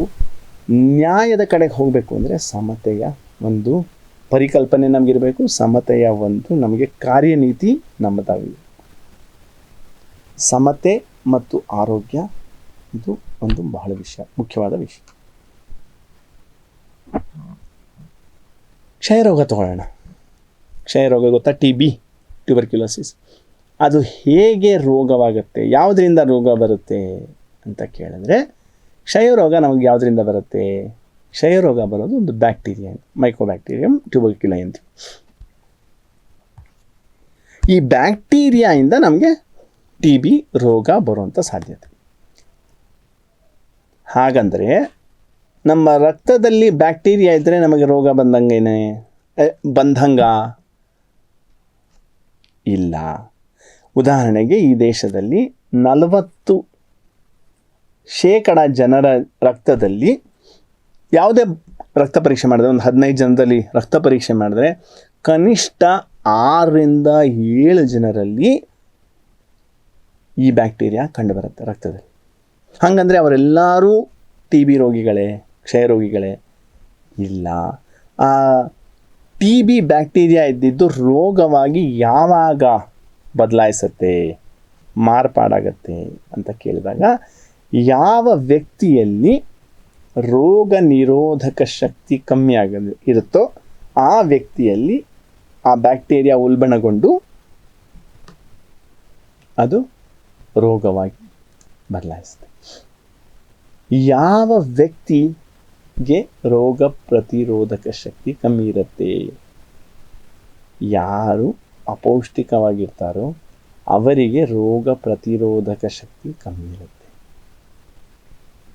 ಯಾರು ಅಪೌಷ್ಟಿಕರು, ಯಾರಿಗೆ ಪೌಷ್ಟಿಕ ಆಹಾರ ಸಿಗೋದಿಲ್ಲ ಅಂತ ನಾವು ಪ್ರಶ್ನೆ ಮಾಡಿದ್ರೆ ಇಮಿಡಿಯೇಟಾಗಿ ತಕ್ಷಣವೇ ನಮಗೆ ಮನಸ್ಸಿಗೆ ಬರೋದು ಬಡವರು.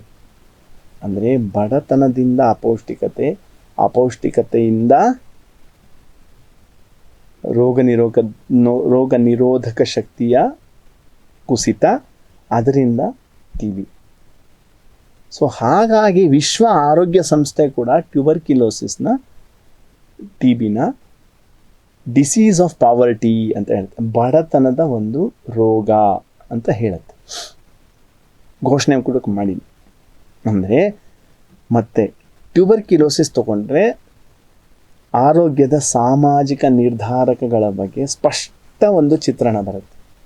ಯಾರು ಬಡವರು, ಯಾರು ಕುಪೋಷಿತರು, ಯಾರಿಗೆ ನೀರು ಸಹ ಕೆಲವು ಸರಿ ಕಾರಣ ಆಗುತ್ತೆ, ಹಾಗೆ ಅವರಿಗೆ ಅನಾರೋಗ್ಯ ಅಥವಾ TB ಬರುವಂಥದ್ದು. ಇನ್ನು ಯಾರಿಗೆ TB ರೋಗವಾಗಿ ಮಾರ್ಪಾಡಾಗುತ್ತೆ ಅಂದರೆ, ಯಾರು ಅತ್ಯಂತ ಒತ್ತಾಗಿ ಎಲ್ಲಿ ಜನ ವಾಸವಾಗಿರ್ತಾರೋ ಅಲ್ಲಿ TB ಹೆಚ್ಚು. ಉದಾಹರಣೆಗೆ ನಮ್ಮ ಸ್ಲಮ್ಮಲ್ಲಿ ಯಾರು ಇರ್ತಾರೆ? ಸ್ಲಮ್ಮಲ್ಲಿ ನಾವು ನೋಡಿದಾಗೆ ಬಡವರು ಇರುವಂಥದ್ದು. ಸೊ ಹಾಗಾಗಿ ಎಲ್ಲಿ ಬಡತನವೋ ಅಲ್ಲಿ ಅನಾರೋಗ್ಯ, ಮತ್ತು ಅದೇ ಅಸಮಾನತೆ, ಅದೇ ಸಾಮಾಜಿಕ ನಿರ್ಧಾರ. ಸೊ ಟಿ ಬಿ ಉದಾಹರಣೆ ನಮಗೆ ಬಹಳ ಒಂದು ಒಳ್ಳೆಯ ನಿದರ್ಶನ, ಯಾರಿಗೆ ಆರೋಗ್ಯ ಇರುತ್ತೆ, ಯಾರಿಗೆ ಅನಾರೋಗ್ಯ ಇರುತ್ತೆ. ಇನ್ನೊಂದು ಮುಖ್ಯವಾದ ವಿಷಯ ಆರೋಗ್ಯಕ್ಕೆ ಸಂಬಂಧಪಟ್ಟಿದ್ದು ಅಥವಾ ಒಂದು ಶಬ್ದ, ಒಂದು ಪದ ಯಾವುದು ಅಂದರೆ, ಆ ಪದದ ಹೆಸರು ಕೇಳಿದ ತಕ್ಷಣವೇ ನಿಮಗೆಲ್ಲ ಕಸಿವಿಸಿ ಆಗುತ್ತೆ, ನಿಮಗೆಲ್ಲ ಇದಕ್ಕೂ ನಮಗೂ ಏನು ಸಂಬಂಧ, ಇದಕ್ಕೂ ಆರೋಗ್ಯಕ್ಕೂ ಏನು ಸಂಬಂಧ ಅಂತ ಒಂದು ನಿರಾಕರಣೆ ಬೇಕಾದರೂ ಬರ್ಬೋದು. ಆ ವರ್ಡ್ ಕೇಳಿದ್ರೆ, ಆ ಶಬ್ದ ಕೇಳಿದ್ರೆ, ಆ ಪದ ಕೇಳಿದ್ರೇ ನಿಮಗೆ ಅಲರ್ಜಿ.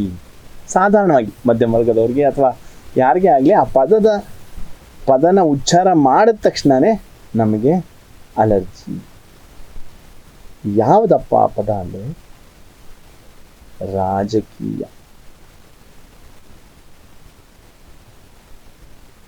ರಾಜಕೀಯ ಅಂದರೆ ಎಲ್ಲರೂ ಮೊದಲನೇ ಒಂದು ಭಾವನೆ ಬರೋದು ಮನಸ್ಸಿಗೆ ವಿವಿಧ ಪಕ್ಷಗಳು, ವೋಟು ಇದೆ ಅಲ್ವಾ, ಇದಕ್ಕೆ ರಾಜಕಾರಣ ಅಂತೀವಿ. ಆದರೆ ರಾಜಕೀಯ ಅನ್ನೋ ಒಂದು ಪದದ ಒಂದು ನಿಜವಾದ ಒಂದು ಪರಿಭಾಷೆ ಅಥವಾ ಪರಿಕಲ್ಪನೆ ಅಥವಾ ಅರ್ಥ ಏನು ಅನ್ನೋದನ್ನು 2 ನಿಮಿಷದಲ್ಲಿ ವಿವರಿಸ್ತೀನಿ. ರಾಜಕೀಯಕ್ಕೆ ವಿವಿಧ ರೀತಿಯ ಒಂದು ಡೆಫಿನೇಷನ್ಗಳಿವೆ, ಪರಿಕಲ್ಪನೆ, ಪರಿಭಾಷೆಗಳಿವೆ. ಮೊದಲನೇದು, ರಾಜಕೀಯ ಅಂದರೆ ಅಧಿಕಾರ. ಅಧಿಕಾರ ಅಂದರೆ ಅದು ದಬ್ಬಾಳಿಕೆಯಾದ ಅಧಿಕಾರನೂ ಇರ್ಬೋದು. ಅಂದರೆ ನಾನು ಪವರ್ ಅಂತೀವಿ. ಪವರ್ ಅಂದರೆ ಗಂಡು ಮಕ್ಕಳಿಗೆ ಹೆಣ್ಣು ಮಕ್ಕಳಿನ ಮೇಲಿನ ಇರುವಂತಹ ಒಂದು ಅಧಿಕಾರ, ದಬ್ಬಾಳಿಕೆ, ಅದು ಸಹ ಅಧಿಕಾರ. ಅಂದರೆ ಇಲ್ಲಿ ಸಾಧಾರಣವಾಗಿ ಅಧಿಕಾರ ನಾವು ಹೇಗೆ ನೋಡ್ತೀವಿ ಅಂದರೆ, ಸಂಪನ್ಮೂಲಗಳ ವಿತರಣೆ ಅಥವಾ ಸಂಪನ್ಮೂಲಗಳ ಒಡೆತನ ಯಾರಿಗಿದೆಯೋ ಅಲ್ಲಿ ರಾಜಕೀಯ ಅಂತ ಹೇಳ್ತೀವಿ. ಉದಾಹರಣೆಗೆ ಒಂದು ಸರ್ಕಾರನೇ ಇರ್ಬೋದು, ಯಾವುದೇ ಸರ್ಕಾರ, ಯಾವುದೇ ಪಕ್ಷ ತಗೊಳ್ಳಿ, ಅದಕ್ಕೆ ಸಂಪನ್ಮೂಲಗಳ ವಿತರಣೆ ಮಾಡುವ ಅಧಿಕಾರ ಇದೆ. ಆ ಸಂಪನ್ಮೂಲಗಳನ್ನು ಹೇಗೆ ವಿತರಣೆ ಮಾಡುತ್ತೆ ಅನ್ನೋದು ಬಹಳ ಒಂದು ಮುಖ್ಯವಾದ ವಿಷಯ ಆಗುತ್ತೆ. ಹೇಗೆ ಅಂದರೆ, ಉದಾಹರಣೆಗೆ ಆ ಸರ್ಕಾರ ಇರುವ ಸಂಪನ್ಮೂಲಗಳನ್ನು ಹೆಚ್ಚಾಗಿ ಆರೋಗ್ಯ ಸೇವೆಗೆ ಇಡ್ಬೋದು, ಇಲ್ಲ ಹೆಚ್ಚಾಗಿ ಫ್ಲೈಓವರ್ ಕೊಡ್ಬೋದು. ಸೊ ಯಾವ ರೀತಿಯಾದಂಥ ಆದ್ಯತೆ ಸರ್ಕಾರ ಕೊಡುತ್ತೆ, ಅಧಿಕಾರವನ್ನು ಹೇಗೆ ಚಲಾಯಿಸುತ್ತೆ, ಅದು ಕೂಡ ರಾಜಕೀಯ. ಆದರೆ ಅದಕ್ಕೂ ಮುಖ್ಯವಾದಂಥ ಇನ್ನೊಂದು ಡೆಫಿನೇಷನ್ ಇದೆ ರಾಜಕೀಯ, ಅದು ನಮಗೆ ಬಹಳ ಮುಖ್ಯವಾದದ್ದು. ಅದೇ ನಿಜವಾದ ಅರ್ಥ ರಾಜಕೀಯದ್ದು. ಅದು ಏನಂದರೆ, ಇದನ್ನು ನಮಗೆ ಕೊಟ್ಟಂಥವರು ಒಬ್ಬ ತತ್ವಜ್ಞಾನಿ ಬ್ಯೂಷೋ ಅಂತ, ಅವರು ಹೇಳಿದ್ದು, ರಾಜಕೀಯ ಅಂದರೆ ಸಾಮಾಜಿಕ ನ್ಯಾಯ ಮತ್ತು ಎಲ್ಲರ ಒಳಿತಿನ ಹುಡುಕಾಟ. ಮತ್ತೆ ಹೇಳ್ತೀನಿ, ಸಾಮಾಜಿಕ ನ್ಯಾಯ ಮತ್ತು ಎಲ್ಲರ ಒಳಿತಿಗಾಗಿನ ಹುಡುಕಾಟವೇ ರಾಜಕೀಯ. A search for the common good and a just society. A search for a common good and a just society. ಇದು ನಿಜವಾದ ರಾಜಕೀಯದ ಅರ್ಥ. ಅಂದರೆ ಉದಾಹರಣೆಗೆ ಆ ರೇಸ್ ನೋಡಿದ್ರಲ್ಲ, ಆ ರೇಸ್ನಲ್ಲಿ ನಾವೇನು ಮಾಡೋಕ್ಕೆ ಹೋದ್ವಿ, ಅದನ್ನು ನ್ಯಾಯಯುತವಾಗಿ ಅದನ್ನು ಹೇಗೆ ಮಾಡ್ಬೋದು ಅನ್ನೋ ಕಡೆ ನಮಗೆ ಯೋಚನೆ ನಡೀತಾ ಇತ್ತು. ಅಂದರೆ ನಾವೆಲ್ಲರೂ ರಾಜಕೀಯ ಮಾಡ್ತಾ ಇದ್ವಿ. ಇಲ್ಲ ಆ ಫುಟ್ಬಾಲ್ ಮ್ಯಾಚ್ ನೋಡ್ತಾರ ಸ್ಟೇಡಿಯಮ್ದಿರ್ಬೋದು, ಹೇಗೆ ಎಲ್ಲರೂ ಅದನ್ನು ವೀಕ್ಷಿಸ್ಬೋದು ಅನ್ನೋ ಕಡೆ ನಾವು ಯೋಚನೆ ಮಾಡ್ತಾ ಇದ್ವಿ. ಆ ನ್ಯಾಯದ ಕಡೆ ಯೋಚನೆ ಮಾಡ್ತಾ ಇದ್ವಿ. ಅದು ರಾಜಕೀಯ. ನಾವೆಲ್ಲರೂ ಹಾಗೆ ನೋಡಿದಲ್ಲಿ ರಾಜಕಾರಣಿಗಳು. ಯಾಕೆಂದರೆ ಮೂಲಭೂತವಾಗಿ ಮಾನವ ಮೌಲ್ಯಗಳಲ್ಲಿ ಒಂದಾಗಿರೋದೇನು ನ್ಯಾಯ, ಫೇರ್ನೆಸ್ ಅಥವಾ ಜಸ್ಟಿಸ್. ಈ 2 ಪದಗಳು ಬಹಳ ಮುಖ್ಯ. ಒಂದು ಮಾನವ ಜೀವನದ ಮೌಲ್ಯಗಳಲ್ಲಿ ಇದು 2 ಬಹಳ ಮುಖ್ಯ. ಅದು ನೀವು ಯಾವುದೇ ವರ್ಗದವರಾಗಿದ್ದರೂ ಸಹ ಇದು 2ಕ್ಕೂ ನಾವು ಒಪ್ಕೊಳ್ಳುವಂಥ ಒಂದು ಪರಿಸ್ಥಿತಿ. ಸೊ ಹಾಗಿದ್ದಾಗ ನಾವೆಲ್ಲರೂ ಒಂದು ರೀತಿಯಲ್ಲಿ ರಾಜಕಾರಣಿಗಳೇ. ಅದು ಪಕ್ಷದ ರಾಜಕಾರಣ ಆಗಬೇಕಿಲ್ಲ, ನಾವೆಲ್ಲರೂ ರಾಜಕೀಯ ವ್ಯಕ್ತಿಗಳು. ರಾಜಕಾರಣಿಗಳು ಅನ್ನೋದು ಬೇಡ, ರಾಜಕೀಯ ವ್ಯಕ್ತಿಗಳು ಅಂತ ಹೇಳಿದೆ. ಸೊ ಮತ್ತೆ ವಾಪಸ್ ಬರೋಣ. ನಾವೇನು ಹುಡುಕ್ತಾ ಇದ್ವಿ? ನಾವು ಅಸಮಾನತೆಯಲ್ಲಿ ನ್ಯಾಯ ಹುಡುಕ್ತಾ ಇದ್ವಿ. ಅಂದರೆ ಸಮಾಜದಲ್ಲಿರುವ ಅಸಮಾನತೆಯಲ್ಲಿ ನಾವು ನ್ಯಾಯ ಒದಗಿಸೋದಕ್ಕೆ ನೋಡ್ತಾ ಇದ್ವಿ. ಅಂದರೆ ನಾವೇನು ಮಾಡ್ತಾ ಇದ್ವಿ? ಸಾಮಾಜಿಕ ನ್ಯಾಯದ ಒಂದು ಹುಡುಕಾಟ ಮಾಡ್ತಾ ಇದ್ವಿ. ಸಾಮಾಜಿಕ ನ್ಯಾಯ ಯಾಕೆ ಬೇಕು? ಯಾಕೆಂದರೆ ಸಮಾಜದಲ್ಲಿ ಅಸಮಾನತೆ ಇದೆ. ಅಂದರೆ ಯಾವುದ್ರ ಮೂಲಕ ಮಾಡ್ತಾ ಇದ್ವಿ? ಸಮತೆ ಮೂಲಕ. ಸಮತೆ ಅನ್ನೋ ಶಬ್ದ ಬಂದ ತಕ್ಷಣವೇ ಅದು ರಾಜಕೀಯವಾದ ಒಂದು ವಿಷಯ. ಅಸಮಾನತೆ ಅಂತ ಬಂದ ತಕ್ಷಣವೇ ಅದು ರಾಜಕೀಯವಾದ ವಿಷಯ. ಮತ್ತೊಮ್ಮೆ ಹೇಳ್ತೀನಿ, ಸಮಾಜದಲ್ಲಿ ಅಸಮಾನತೆ ಇದೆ, ಅಸಮಾನತೆಯಲ್ಲಿ ಅನಾರೋಗ್ಯ ಇದೆ, ಅದಕ್ಕೆ ಮದ್ದು ಸಾಮಾಜಿಕ ನ್ಯಾಯ, ಸಮತೆ. ಸಾಮಾಜಿಕ ನ್ಯಾಯ ಅದರ ಹುಡುಕಾಟವೇ ರಾಜಕೀಯ. ಅಂದರೆ ಆರೋಗ್ಯ ಒಂದು ರಾಜಕೀಯ ವಿಷಯ, ಕೇವಲ ಒಂದು ತಾಂತ್ರಿಕ ವಿಷಯವಲ್ಲ. ಅಂದರೆ ಆರೋಗ್ಯಕ್ಕಾಗಿನ ಹೋರಾಟ ಒಂದು ರಾಜಕೀಯ ಹೋರಾಟ, ಅದೊಂದು ಸಮತೆಗಾಗಿ ಹೋರಾಟ, ಅಸಮಾನತೆಯನ್ನು ಮೀರಿಸಿ ಸಮಾನತೆ ಅಥವಾ ನ್ಯಾಯಕ್ಕಾಗಿ ಹೋರಾಡುವಂತಹ ಒಂದು ವಿಷಯ. ಯಾಕೆಂದರೆ ಎಲ್ಲ ಅಸಮಾನತೆ ಇದೆ ಅಲ್ಲೇ ಅನಾರೋಗ್ಯ. ಹಾಗಾಗಿ ಸಮತೆ ಬೇಕೇ ಬೇಕು, ನಮಗೆ ಸಾಮಾಜಿಕ ನ್ಯಾಯ ಬೇಕೇ ಬೇಕು. ಈ ಒಂದು ಪರಿಭಾಷೆ ನಮ್ಗೆ ಅರ್ಥ ಆಗುತ್ತೆ. ಆರೋಗ್ಯ ಅಂದರೆ ಇಲ್ಲಪ್ಪ ಎಲ್ಲೋ ಒಂದು ಇಂಜೆಕ್ಷನ್, ಎಲ್ಲೋ ಒಂದು ಮಾತ್ರೆ ಅಲ್ಲ. ಯಾರು ಆರೋಗ್ಯವಂತವಾಗಿರ್ತಾರೆ ಅಂತ ನಾವು ನೋಡಿದ್ದೀವಿ. ಆ ಒಂದು ಅಸಮಾನತೆಯನ್ನು ಹೋಗಲಾಡಿಸೋದೇ ಆರೋಗ್ಯದ ಒಂದು ಹೋರಾಟ. ಉದಾಹರಣೆ ಕೊಡ್ತೀನಿ. ಬೆಳ್ಳಾರಿ ಎಲ್ಲರಿಗೂ ಗೊತ್ತಾ? ಬೆಳ್ಳಾರಿ ಒಂದು ಗಣಿ ಪ್ರದೇಶ. ಗಣಿ ಪ್ರದೇಶದಲ್ಲಿ ಸಾಧಾರಣವಾಗಿ ಏನು ಸಮಸ್ಯೆ ಇರುತ್ತೆ? ಧೂಳಿನ ಸಮಸ್ಯೆ. ಧೂಳು ಅಂದರೆ ಆ ಫೈನ್ ಡಸ್ಟ್ ಅಂತಿದೆ, ಅಂದರೆ ಆ ಖನಿಜ ಪದಾರ್ಥಗಳ ಅಥವಾ ಗಣಿ ಪ್ರದೇಶದ ಗಣಿ ಪದಾರ್ಥಗಳ ಧೂಳು ಬಹಳ ಹೆಚ್ಚಿರುತ್ತೆ.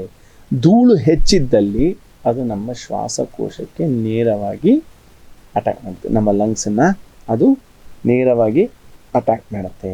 ಸೊ ನಾನು ಉದಾಹರಣೆಗೆ, ನಾನು ವೈದ್ಯನಲ್ಲ, ಉದಾಹರಣೆ ಊಹಿಸ್ಕೊಳ್ಳಿ, ನಾನೊಬ್ಬ ಶ್ವಾಸಕೋಶ ತಜ್ಞ ಅಂತ ಅಂದ್ಕೊಳ್ಳಿ. ನಾನೊಬ್ಬ ಖಾಸಗಿ ಕ್ಲಿನಿಕ್ ಇಟ್ಕೊಂಡಿದ್ದೀನಿ ಬೆಳ್ಳಾರಿಲಿ. ಬೆಳ್ಳಾರಿಲಿ ನಾನೊಬ್ಬ ಶ್ವಾಸಕೋಶ ತಜ್ಞ ಅಂತ ಊಹೆ ಮಾಡ್ಕೊಳ್ಳಿ. ಅಲ್ಲಿ ನಂದೊಂದು ಕ್ಲಿನಿಕ್ ಇದೆ. ಬೆಳ್ಳಾರಿಯಲ್ಲಿ ಏನು ವಾತಾವರಣ ಏನು? ಧೂಳಿನ ವಾತಾವರಣ. ಅಂದರೆ ಏನಾಗುತ್ತೆ? ಜನರ ಶ್ವಾಸಕೋಶಕ್ಕೆ ಅದು ಕುತ್ತಾಗುತ್ತೆ. ಹೌದಾ? ಸೊ ಶ್ವಾಸಕೋಶದ ಸಮಸ್ಯೆಗಳು ಹೆಚ್ಚಾದಾಗ ಏನಾಗುತ್ತೆ? ನನ್ನ ಕ್ಲಿನಿಕ್ಕಿಗೆ ಪೇಷಂಟ್ಗಳು ಹೆಚ್ಚಾಗ್ತವೆ. ಅಂದರೆ ನಾನು ವೈದ್ಯನಾಗೇ ಉಳಿದರೆ, ನಾನು ವೈದ್ಯ ಅಲ್ಲ, ಊಹೆಯಲ್ಲಿ ಹೇಳ್ತಾ ಇದ್ದೀನಿ, ನಾನು ವೈದ್ಯನಾಗೇ ಉಳಿದರೆ ನನಗೆ ಹೆಚ್ಚು ಪೇಷಂಟ್ಗಳು ಬರ್ತಾರೆ.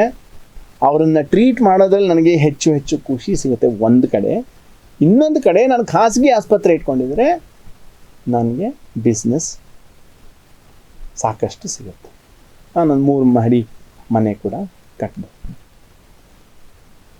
ನಾನು ವೈದ್ಯನಾಗಿಯೇ, ತಾಂತ್ರಿಕ ವ್ಯಕ್ತಿಯಾಗಿಯೇ, ವೈದ್ಯೋಪಚಾರದಲ್ಲಿಯೇ ಇದ್ದಲ್ಲಿ ಏನಾಗುತ್ತೆ? ಆ ಒಂದು ಪರಿಸ್ಥಿತಿ ಹಾಗೇ ಕಂಟಿನ್ಯೂ ಆಗ್ತಾ ಹೋಗುತ್ತೆ. ಅಂದರೆ ಹೆಚ್ಚು ಧೂಳು, ಹೆಚ್ಚು ಪೇಷಂಟ್ಗಳು, ಹೆಚ್ಚು ಹಣ.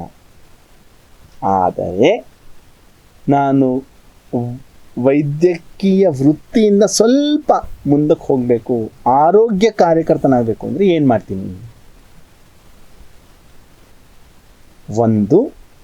ಮೊದಲೇ ಇಮ್ಮಿಡಿಯೇಟಾಗಿ ನಿಮಗೆಲ್ಲ ಹೊಳೆಯುತ್ತೆ, ಮೊದಲು ಆ ಧೂಳು ಬರೋದನ್ನು ಕಮ್ಮಿ ಮಾಡಬೇಕು. ಸೊ ಏನು ಮಾಡ್ತೀವಿ ನಾವು? ಇಲ್ಲ, ಆ ಧೂಳನ್ನು ಸೇವನೆ ಮಾಡೋದನ್ನು ಕಮ್ಮಿ ಮಾಡಬೇಕು. ಏನು ಮಾಡ್ತೀವಿ? ಸೊ ನಾವು ಉದಾಹರಣೆಗೆ ಕಾರ್ಖಾನೆಯ ಮಾಲೀಕರಿಗೆ, ಜನರಿಗೆ ಮಾಸ್ಕ್ ಕೊಡಿ ಅನ್ನೋ ಒಂದು ಪತ್ರ ಬರೀಬೋದು.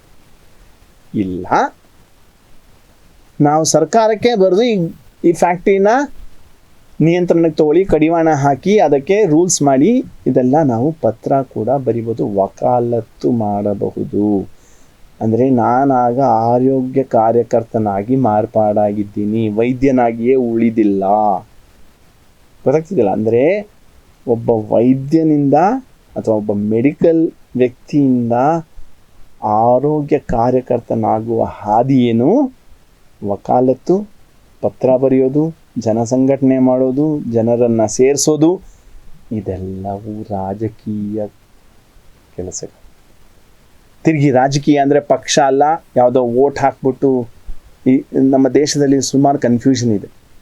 ಜನತಂತ್ರ ಅಂದರೆ ಓಟಿನ ಜನತಂತ್ರ ಅಂತೀವಿ, ಪಾಲಿಟಿಕ್ಸ್ ಅಂದರೆ ಪಾರ್ಟಿ ಪಾಲಿಟಿಕ್ಸ್ ಅಂತೀವಿ, ಎಡಪಂಥ ಬಾಲಪಂಥ ಈ ಪಂಥಗಳನ್ನು ಮೀರಿ ಪಾಲಿಟಿಕ್ಸ್ ಅಂದರೆ, ರಾಜಕೀಯ ಅಂದರೆ ಜನರಿಗೆ ಸಾಮಾಜಿಕ ನ್ಯಾಯ ಒದಗಿಸಿಕೊಡುವುದು ರಾಜಕೀಯ. ಒಬ್ಬ ಮಾನವನಾಗಿ ಹುಟ್ಟಿದ ಮೇಲೆ ಇದು ಸ್ವಾಭಾವಿಕವಾಗಿ ಮೌಲ್ಯಗಳು ನಮ್ಮಲ್ಲಿ ಇರುತ್ತೆ. ಆದರೆ ಎಲ್ಲೋ ಒಂದು ಕಡೆ ಕಳೆದು ಹೋಗುತ್ತೆ. ಎಲ್ಲಿ? ಈ ಕನ್ಫ್ಯೂಷನಲ್ಲಿ. ರಾಜಕೀಯ ಅಂದ ತಕ್ಷಣ ನಾನು ಓಟ್ ಹಾಕಿ ಬಂದಲ್ಲ ಅದು ರಾಜಕೀಯ ಅಂತೀವಿ. ಓಟ್ ಅನ್ನೋದು ರಾಜಕೀಯ ಅಲ್ಲ. ಗೊತ್ತಾಗ್ತಿದೆಯಲ್ಲ? ಹಾಂ. ಸೊ ಹಾಗಾಗಿ ಒಬ್ಬ ವೈದ್ಯನಿಂದ ಆರೋಗ್ಯ ಕಾರ್ಯಕರ್ತನಾಗಬೇಕಾಗಿರೋ ಹಾದಿ ಯಾವುದ್ರ ಮೂಲಕ? ರಾಜಕೀಯದ ಮೂಲಕ. ಒಬ್ಬ ವೈದ್ಯ ರಾಜಕೀಯವಾಗಿ ಪ್ರಜ್ಞಾವಂತನಾದರೆ ಆಗಲೇ ಅದು ಆರೋಗ್ಯದ ಕಡೆಗೆ ಹೋಗುವಂಥ ಒಂದು ಪರಿಸ್ಥಿತಿ. ಇನ್ನೊಂದು ಉದಾಹರಣೆ ಕೊಡ್ತೀನಿ, ಅಲ್ಲಿಗೆ ಈ ಸಂಚಿಕೆ ಮುಗಿಸ್ಬೋದು. ಮತ್ತೆ ಅದೇ ಶ್ವಾಸಕೋಶದ ಉದಾಹರಣೆ ತಗೊಳ್ಳೋಣ. ಊಹೆ ಮಾಡ್ಕೊಳ್ಳಿ, ನಾನೊಬ್ಬ ಶ್ವಾಸಕೋಶ ತಜ್ಞ, ನನಗೆ ಟ್ರೈನಿಂಗ್ ಆಗಿದೆ, ನಾನು MD ಪಲ್ಮನಾಲಜಿ ಮುಗಿಸಿ ನಾನು ಜನಗಳಿಗೆ ಸೇವೆ ಮಾಡಬೇಕು ಅಂತ ನನಗೆ ಬಹಳ ಕಾತರತೆ ಇದೆ. ಆಮೇಲೆ ನನಗೆ ಗೊತ್ತೂ ಇದೆ TB ತುಂಬ ಅತ್ಯಂತ ಹೆಚ್ಚು ರೋಗಿಗಳು ಈ ದೇಶದಲ್ಲಿದ್ದಾರೆ ಅಂತ, ಹಾಗೂ TB ಬಡವರಿಗೆ ಬರುತ್ತೆ ಅನ್ನೋದು ನನಗೆ ಗೊತ್ತಿದೆ. ಸೊ ಏನು ಮಾಡ್ತೀನಿ, ಜನರಿಗೆ ಟ್ರೀಟ್ಮೆಂಟ್ ಕೊಡಬೇಕು, ನನ್ನ ಟ್ರೈನಿಂಗ್ ಉಪಯೋಗ ಆಗಬೇಕು, ನಾನೊಬ್ಬ ಶ್ವಾಸಕೋಶ ತಜ್ಞ, ಅದು ಸರಿಯಾದ ಉಪಯೋಗ ಆಗಬೇಕು ಅಂತ ನಾನೇನು ಮಾಡ್ತೀನಿ, ಎಲ್ಲ ಊಹೆ ಮಾಡ್ಕೊಳ್ಳಿ, ನಾನೊಂದು ಕ್ಲಿನಿಕ್ ತೆಗಿತೀನಿ ಅಲ್ಲಿ ಒಂದು ಸ್ಲಮ್ಮಲ್ಲಿ. ಆ ಕ್ಲಿನಿಕ್ಗೆ ಒಂದು ಬೋರ್ಡ್ ಹಾಕ್ತೀನಿ, ಫ್ರೀ ಟ್ಯೂಬರ್ಕ್ಯುಲೋಸಿಸ್ ಕ್ಲಿನಿಕ್, ಅಂದರೆ ಉಚಿತ ಕ್ಷಯರೋಗ ನಿವಾರಣಾ ಕೇಂದ್ರ. ಅರ್ಥ ಆಗ್ತಿದೆಯಾ? ಸಮಯ ಕೂಡ ಹಾಕ್ತೀನಿ. ಏನು ಸಮಯ? 10ರಿಂದ 4 ಗಂಟೆವರೆಗೂ. ನಾನು ನನ್ನ ಅನುಕೂಲಕ್ಕೆ ಹಾಕಿರ್ಬೋದು, ಅದು ನ್ಯಾಯನೂ ಇರ್ಬೋದು. ಯಾಕೆಂದರೆ ನಾನು 5 ಗಂಟೆಯಿಂದ ಆಮೇಲೆ ನಾನು ರೆಗ್ಯುಲರ್ ಕ್ಲಿನಿಕ್ ಮಾಡ್ಬೋದು, ನನ್ನ ಆದಾಯನೂ ಆಗಬೇಕು, ಇದೆಲ್ಲ ಇದೆ. ಸೊ ಏನು ಮಾಡ್ತೀನಿ, TB ಬೋರ್ಡ್ ಹಾಕಿ ಫ್ರೀ ಟ್ಯೂಬರ್ಕ್ಯುಲೋಸಿಸ್ ಕ್ಲಿನಿಕ್ 10ರಿಂದ 4 ಅಂತ ಹಾಕಿ. ಯಾರು ಬರಬಹುದು ಕ್ಲಿನಿಕ್ಗೆ, ಯಾರು ಬರೋಲ್ಲ ಅನ್ನೋದು ಬಹಳ ಒಂದು ಮುಖ್ಯವಾದ ವಿಷಯ. ಬರೋರಿಗಿನ್ನ ಯಾರು ಬರಲ್ಲ ಅಂತ ಲೆಕ್ಕ ಹಾಕಿದ್ರೆ, ನಾನು ಸಮಯ ಹಾಕಿದ್ದೀನಲ್ಲ 10ರಿಂದ 4, ಯಾರು ಬರೋದಿಲ್ಲ ಅಲ್ಲ, ಯಾರು ಬರೋಕ್ಕಾಗೋದಿಲ್ಲ, ಯಾರು ಕಾರ್ಮಿಕ ವರ್ಗದವರು ಇರ್ತಾರೋ ಅವರ ದಿನಗೂಲಿ ಹೋಗುತ್ತೆ ಕ್ಲಿನಿಕ್ಕಿನ ಸಮಯ 10ರಿಂದ 4 ಇದ್ದರೆ. ಸೊ ಹಾಗಾಗಿ ಅವರು ಬರೋದಿಲ್ಲ. ಇನ್ಯಾವ ವರ್ಗ ಬರೋದಿಲ್ಲ ಉದಾಹರಣೆಗೆ ಅಂದರೆ ಮಹಿಳೆಯರು. TBಗೆ ಎಷ್ಟು ಕಳಂಕ ಇದೆ ಅಂದರೆ, ಒಬ್ಬ ಮಹಿಳೆಗೆ TB ಬಂತು ಅಂತ ತಕ್ಷಣವೇ ಈ ದೇಶದಲ್ಲಿ ಬಹುತೇಕ ಡೈವೋರ್ಸ್ಗಳಾಗಿರುವಂಥ ಒಂದು ಪರಿಸ್ಥಿತಿ. ಅರ್ಥ ಆಗ್ತಿತ್ತಲ್ಲ? ಸೊ ಅಂದರೆ ಒಬ್ಬ ಮಹಿಳೆಗೆ ಒಂದು ಟ್ಯೂಬರ್ಕ್ಯುಲೋಸಿಸ್ ಅನ್ನೋ ಬೋರ್ಡ್ ಇರೋ ಕ್ಲಿನಿಕ್ ಒಳಗೆ ಹೋದ್ರೇ ಅವಳು ಕಳಂಕ ಆಗೋಗುತ್ತೆ. ಹಾಗಾಗಿ ಮಹಿಳೆಯರು ಬರೋದಿಲ್ಲ. ಸೊ ನನಗೆ ಒಳ್ಳೆಯ ಒಂದು ಆಲೋಚನೆ ಇತ್ತು, ಸೇವಾ ಮನೋಭಾವ ಇತ್ತು, ನಾನು ವೈದ್ಯನಾಗಿಯೇ ಉಳಿದಿದ್ದಲ್ಲಿ ಏನಾಗ್ತಿತ್ತು, ಸುಮಾರು ಜನ ಅದನ್ನು ಉಪಯೋಗಿಸ್ಕೊಳ್ದೇ ಇರ್ಬೋದಾಗಿ. ಅದನ್ನು ನಾನು ತಡೆಗಟ್ಟಲು ಏನು ಮಾಡ್ತೀನಿ, ನಾನು ಕ್ಲಿನಿಕ್ ತೆಗೆದುಬಿಟ್ಟು ಬೋರ್ಡ್ ಇಲ್ಲ, ಕ್ಲಿನಿಕ್ಕೇ ಇಲ್ಲ, ಮನೆ ಮನೆಗೆ ಹೋಗಿ ಸೀಕ್ರೆಟಾಗಿ ಶುಶ್ರೂಷೆ ನೀಡ್ತೀವಿ, ಚಿಕಿತ್ಸೆ ನೀಡ್ತೀವಿ. ಅಂದರೆ ಏನಾಯಿತು, ನಾನು ಸಮಾಜದಲ್ಲಿನ ಅಸಮಾನತೆ ನೋಡ್ತಾ ಇದ್ದೀನಿ, ಆ ಅಸಮಾನತೆಗೆ ಸಮತೆಯ ಮದ್ದನ್ನು ಕೊಡೋದಕ್ಕೆ ನೋಡ್ತಾ ಇದ್ದೀನಿ. ಆ ಮದ್ದು ಯಾವ ರೀತಿ? ರಾಜಕೀಯದ. ಅಂದರೆ ಒಬ್ಬ ವೈದ್ಯನಾಗೆ ಉಳಿದಿದ್ರೆ ಆ ಕ್ಲಿನಿಕ್ ತೆಗೆದಿರ್ತಿದ್ರೆ ಯಾರು ಬರ್ತಾರೋ ಅವ್ರಿಗೆ ಟ್ರೀಟ್ಮೆಂಟ್ ಸಿಗ್ತಾ ಇತ್ತು. ಆದರೆ ನಾನು ಆರೋಗ್ಯ ಕಾರ್ಯಕರ್ತನಾಗಿದ್ದರಿಂದ ಯಾರು ಬರ್ತಾ ಇಲ್ಲ ಅವ್ರ ಹತ್ರ ನಾನು ಹೋಗಬೇಕು ಅನ್ನೋ ಒಂದು ಮನೋಭಾವ ಬಂದಾಗ ತಕ್ಷಣವೇ ಆರೋಗ್ಯ ರಾಜಕೀಯವಾದ ವಿಷಯ. ಅರ್ಥ ಆಗ್ತಿದೆಯಲ್ಲ? ಆರೋಗ್ಯ ಒಂದು ಸಾಮಾಜಿಕ ವಿಷಯ. ಸಮಾಜದಲ್ಲಿ ಅಸಮಾನತೆ ಇದೆ, ಅಸಮಾನತೆ ಎಲ್ಲಿದೆ ಅಲ್ಲಿ ಅನಾರೋಗ್ಯ ಹೆಚ್ಚು. ಅಸಮಾನತೆಗೆ ಮದ್ದು ಸಮತೆ, ಸಾಮಾಜಿಕ ನ್ಯಾಯ. ಸಾಮಾಜಿಕ ನ್ಯಾಯ ಅಂದ ತಕ್ಷಣವೇ ಅದು ರಾಜಕೀಯ. ಹಾಗಾಗಿ ಆರೋಗ್ಯದ ಒಂದು ಹುಡುಕಾಟ ಅಥವಾ ಹೋರಾಟ ರಾಜಕೀಯವಾದ ಹೋರಾಟ. ಇಲ್ಲಿಗೆ ಈ ಸಂಚಿಕೆ ನಿಲ್ಲಿಸೋಣ. ಧನ್ಯವಾದ. Thank you. ನಿಮ್ಮ ಪ್ರತಿಕ್ರಿಯೆಗಳನ್ನು ಸಹ ನೀವು ನೀಡ್ಬೋದು. ಇದನ್ನು ಇನ್ನೂ ಸುಧಾರಿಸಬೇಕು ಹೇಗೆ ಅಂದರೆ ಅದನ್ನು ಮಾಡಿ.